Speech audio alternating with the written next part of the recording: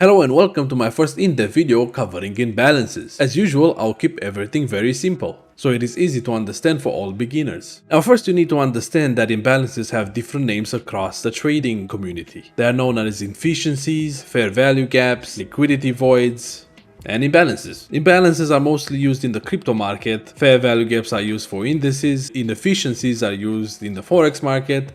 Now, what is an imbalance? In the simplest terms, an imbalance is created when one side overpowers the other. So for example, sellers are known as supply, while buyers are known as demand. So when the supply overpowers the demand, as in this case right here, the sellers cause a strong push to the downside, which leaves gaps in the price like these two, where there wasn't any demand or buyers. Of course, you will see pauses in the market such as doji candles, shooting stars, hammers. The price will often try to rebalance the market by retracing, but it won't always manage to fill every single gap, depending on the strength of the trend. In this case, we have a strong downtrend, and yet the price was able to efficiently rebalance every gap it left behind. If we are to look closer, we have this imbalance, then we have this imbalance, and then this imbalance as well, which were all efficiently filled. As the price broke out of this range,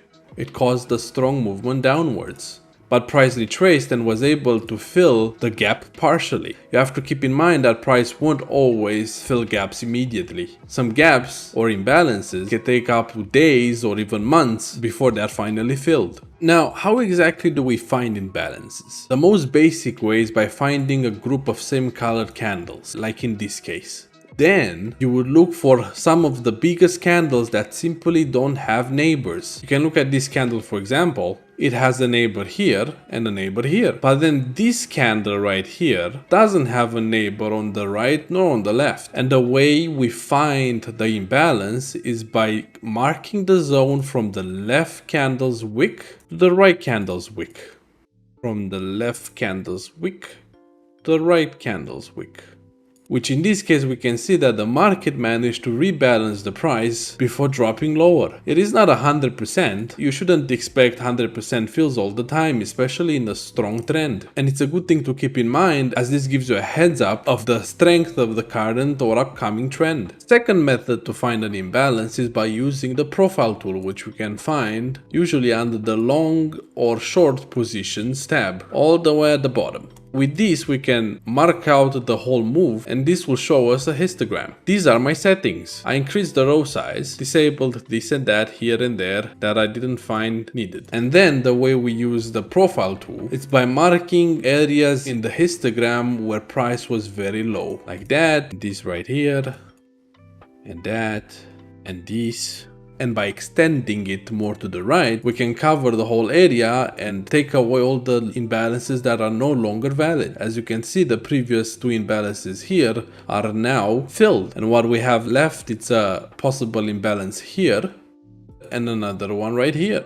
Using the profile tool though, as you can see, the logic of using the top and bottom wicks of neighboring candles isn't working anymore. But this is based on your trading style and however you prefer using or combining methods and tools. Another way we can use the profile tool is by using them on very big imbalance candles. This way we can pinpoint wherever the actual imbalance is. As you see here, we have a massive candle, but we have two major imbalances. And by major, I mean that there's barely any volume in this area and in this area right here as well, compared to areas such as this one and this one. Areas where there's little to no volume are stronger imbalances. As you can see in this example right here, price just barely tapped this imbalance and filled it. Now if you would think using the wicks of the candles, it also just barely tapped inside the imbalance before dropping lower and continuing. Now the last manual method to pinpoint an imbalance is by firstly finding the move that caused an imbalance and then heading to a lower time frame where you can find the actual imbalanced candle. Like in this case, we have an imbalanced candle right here, one here,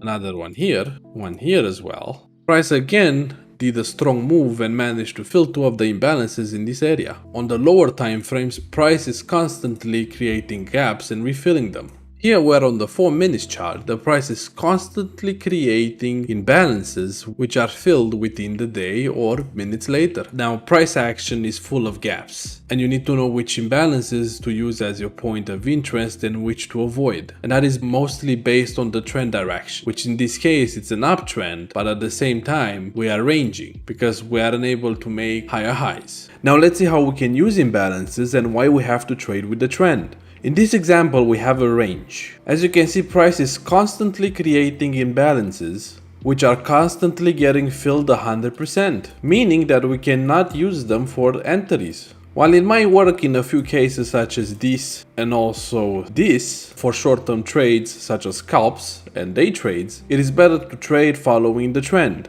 To find the trend, we can either use a simple trend line or break of structure, which I've discussed a couple of times in my previous videos. These arrows mean that the market is constantly creating higher highs, which means the price is trending, breaking previous highs and creating new structures. And in this case, this is known as a change of character because price went against the trend and broke to the downside. I recommend having a higher time frame to find your bias and a lower time frame for your entries. For example, I mostly use the 15 minutes or the 1 hour to find my current bias, like the direction of the price, either to the upside, downside or sideways ranging, and the 4 minutes or even the 1 minute for entries. And another thing to note is that if you are in an uptrend, you should only take trades that are in discount areas and avoid setups in premium areas. The discount area is the lower part of a swing, while the premium area is the top part of the swing. This right here being our swing.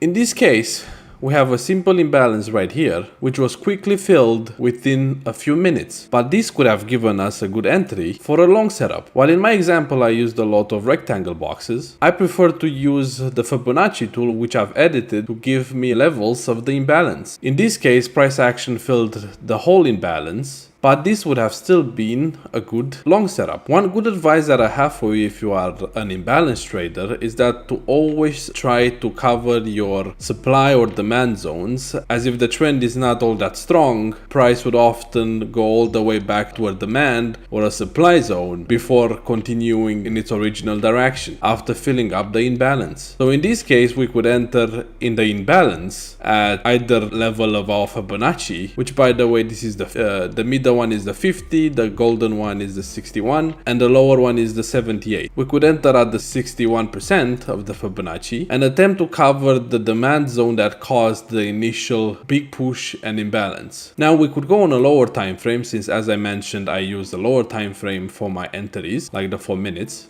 And here we can see that the demand zone is right here, not all the way down here. So I'll put my stop loss somewhere around here. In this area, the price is efficient. There's no imbalances, so the price is more unlikely to head all the way down. And as we talked earlier, we can snipe imbalances on a lower time frame compared to a bigger time frame, which would give us a better entry as well. Like in this case, the imbalance is not all the way until up here, but it's actually right here, from this wick to this wick. So again, our entry could have been at the 60% of my Fibonacci. Stop loss under the demand zone, which you should also mark so you can remember which the demand zone is. And our take profit can be at the top of the previous swing. Unless you are a bit more daring, you can go a bit higher as well and use the trend-based Fibonacci to find the next levels where the price may head. Like for example, the 127 would have been a good example in this case. As you can see, price went all the way up, just barely broke through the 127 and then changed direction. This might be a bit of more information than I was supposed to give in this video, so I'm hoping I'm not confusing the beginners too much, but just take notes, and in the future I'll be making videos on each topic and you will get it better. So in this case, when I've had a good win, I prefer to trade from demand to supply, supply to demand, and so on. Now, if the trend is not all that strong, the price could retrace all the way down to the demand before continuing higher. But in this case, price only hit the imbalance and then continued higher, which is a sign that the trend is pretty strong and established. Another tip I have for you if you plan to become an imbalance trader, or if you are an established one already, you may already know this, but you can use failed areas of demand or supply, which were broken by a strong move, as possible entries and points of interest. This right here, it's a failed supply zone, which caused a pretty good move, but then it was broken by the price with an even stronger move, which caused a change of character and an uptrend. After the uptrend got broken, the price headed down to fill any imbalances remaining, and as you can see, the only imbalance left was right here. The price was then manipulated and dropped all the way down to this level where there was this imbalance, which also had a failed supply zone. Price stepped into this imbalance and supply zone and then caused the major explosion. This being an imbalance that was left behind for many hours and even a day, a lot of orders were accumulated in this area, which caused this explosive move, which of course in its turn left a number of imbalances behind as well. Now keep in mind, if price ever comes to an imbalance and it ignores it, such as in this case, where price was heading downwards, filled up this whole imbalance and then headed lower and then broke right through it. This is a confirmation to you that the next trend is strong and you should change your bias. If in this case you were bullish, now you can definitely be bearish. What a move that was. Now back to this failed supply zone and imbalance that was left behind for a number of hours. As I mentioned earlier, you would always want to cover the demand zone that created this imbalance. So if you were to enter right here, you would want to also cover this demand zone, because price could push down into it to grab any orders that were left behind before continuing higher. Now, imbalances are actually mostly used for targets, not for entities. Most traders I know would use either a supply or the demand zone for trades, but in this case I personally would have used this imbalance because it had the failed supply zone behind, so I would have also used this, while my friends would have used the demand zone, which wouldn't have worked in this case because price didn't push all the way down. But again, most traders actually use imbalances as points of take profit. Like in this case, for example, we have an imbalance right here which was left behind. It was wicked into before price continued lower after the break of this range and change of character from this uptrend. There was still a considerable gap left behind. One last thing I want to mention, which some people might have a different opinion on.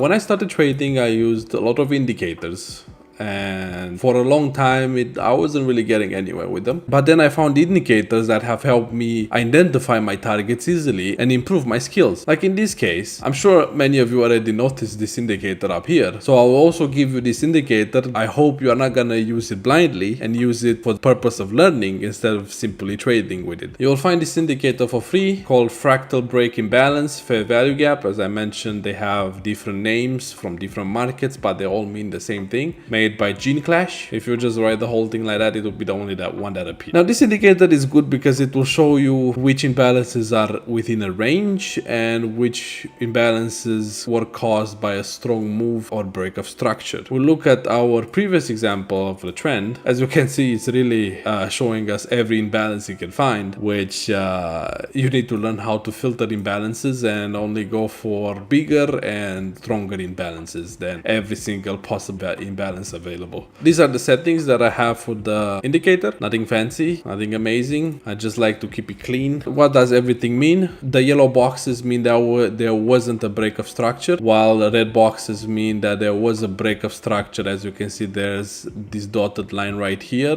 at this low. The price created this low, went up, created a high, and then dropped, breaking this low and creating a intermediate lower low. While the green boxes were caused by a break of structure to the upside instead, which in this case would have been good for us because we're in an uptrend. I mostly use the indicator just to find imbalances to improve my eyes, so I can find them easily, even the smaller ones such as these. Any other reason I didn't really use it, it's also good because it helps you tell the current market structure. If you are seeing a lot of green lines, that means you are in an uptrend. If you are seeing a lot of red lines, that means you are likely in a downtrend. And that was it for this guide and introduction to imbalances. I apologize if I'm rusty in my explanations. This was my first long video and I'll definitely get better in the future. With this chance, I would like to thank you for 5,000 subscribers, and let's keep it going. This will be the start of long videos, which will be covering every topic I covered in my short videos, and I hope you found this useful. Do drop any criticism you've got in the comments or questions. I'll be happy to receive them and help out. Thank you for watching. Like and subscribe.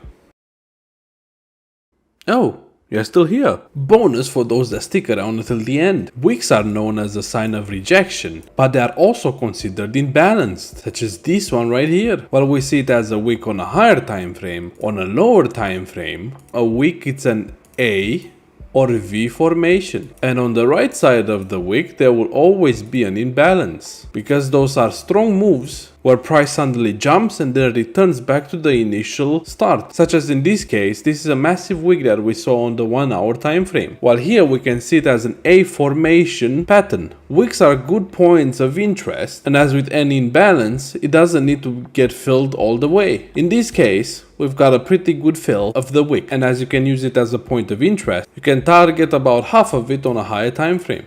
If we would measure it with a Fibonacci tool, we can target close to 50% of the wick on the higher time frame and get a pretty good risk to reward. This is known as wick fill, and I'll be talking about it in the next video. Cheers!